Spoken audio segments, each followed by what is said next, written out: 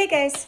So if we were together in a classroom, something that I love to do is make you put your name down on an index card, and then you come and you sit down in your desk, and I randomly choose an index card with your name on it, and I ask you a question. And if you know the answer, you just spout it out and you're like, yeah, yeah, yeah. And if you don't, you feel but hopefully you then learn the answer because you were put on the spot. Let's see how this works. Atticus. Atticus, please discuss the principles of Frederick Taylor's. Wait, don't just drop your cow. Discuss the principles of Frederick Taylor's method of scientific management. You say that management has to take responsibility for what happens in the workplace by putting together rules that create certain behaviors? Frederick Winslow Taylor would say the manager has to teach the rule. This motion means roll over. We'll start slow at first until the employee learns the rule.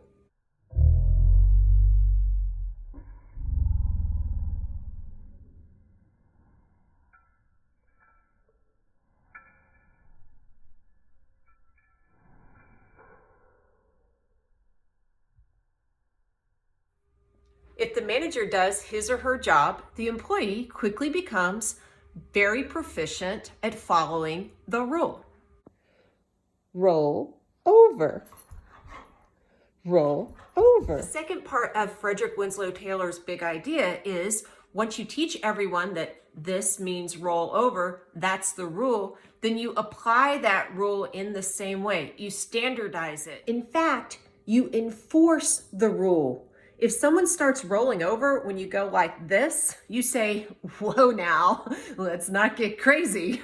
Rolling over is this.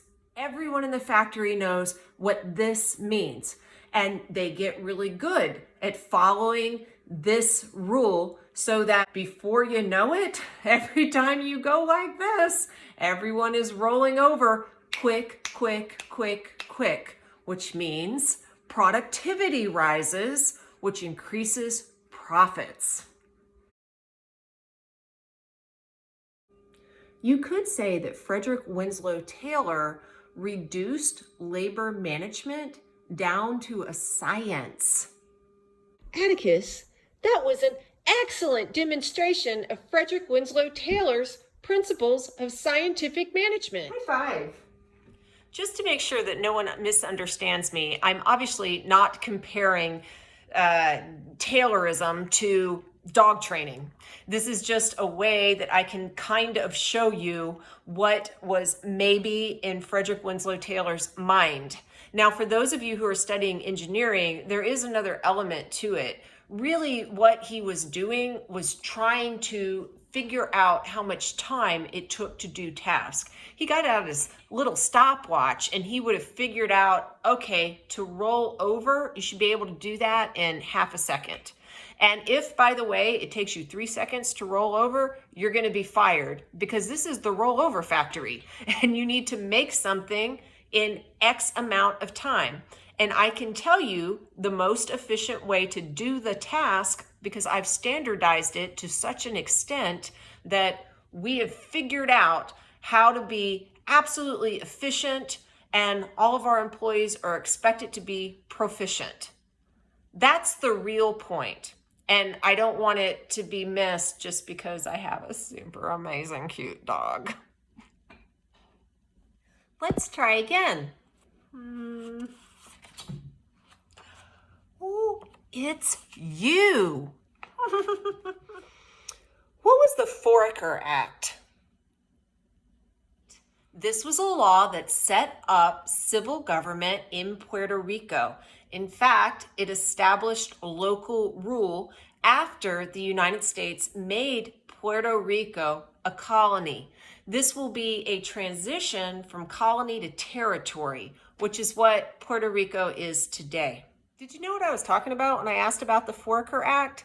It is one of your learning objectives. And to be fair, I said that I would mention it in a lecture. So if you didn't know, don't feel bad. I'm telling you now. But a bigger thing that I want you to do is think about why? Why does she care? I know about the Foraker Act. Actually, if you ask most Americans what this thing is, they would look at you like, what? And that's fine.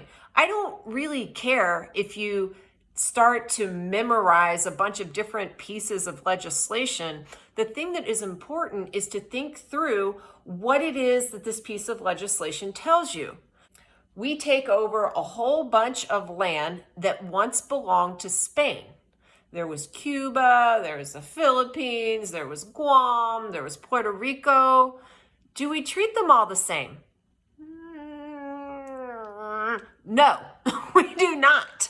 We do not treat them all the same, even a little. So Cuba is never made into a colony or a territory, but the Platt Amendment makes it so that Cuba is really controlled via a back door because they agree to never ally with any other country unless they get our permission. That's sweet. Also, the Philippines, well, after the Philippine-American War, we make them a straight-up colony for a while. Though we build that nation up and we give them the promise that at some point they will be set free, made independent, not a part of the United States. And that is, in fact, what we do.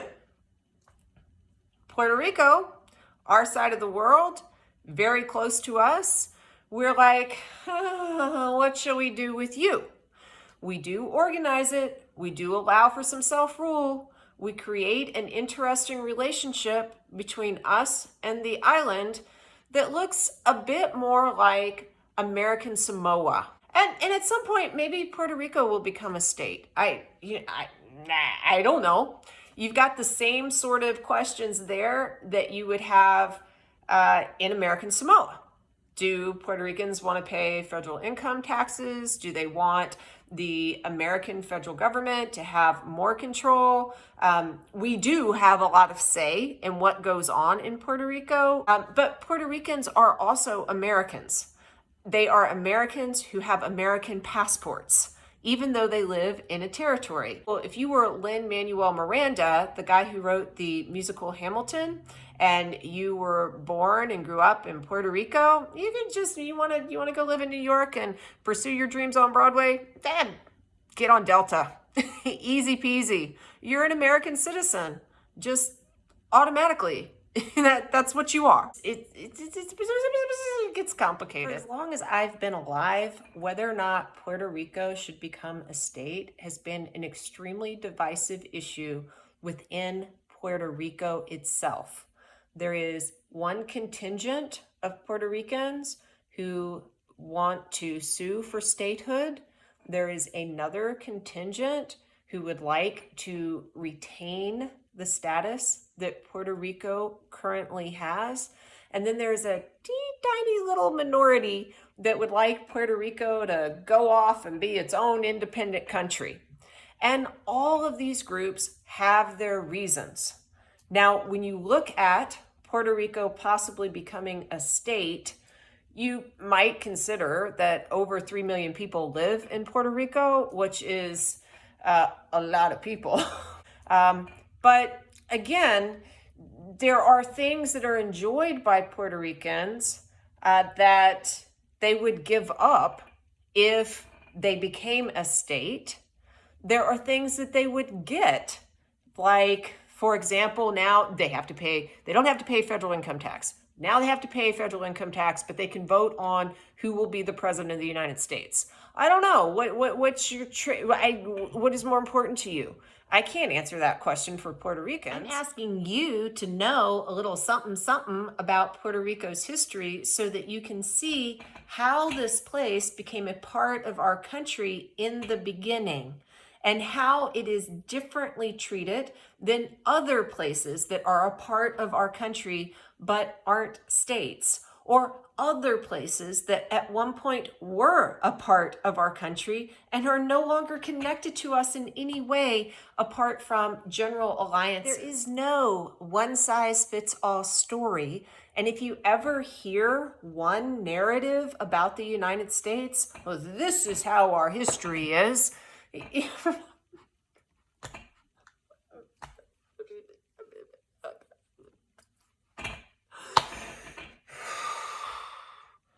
It's always more complicated. Along those lines, what is the Taylor Amendment?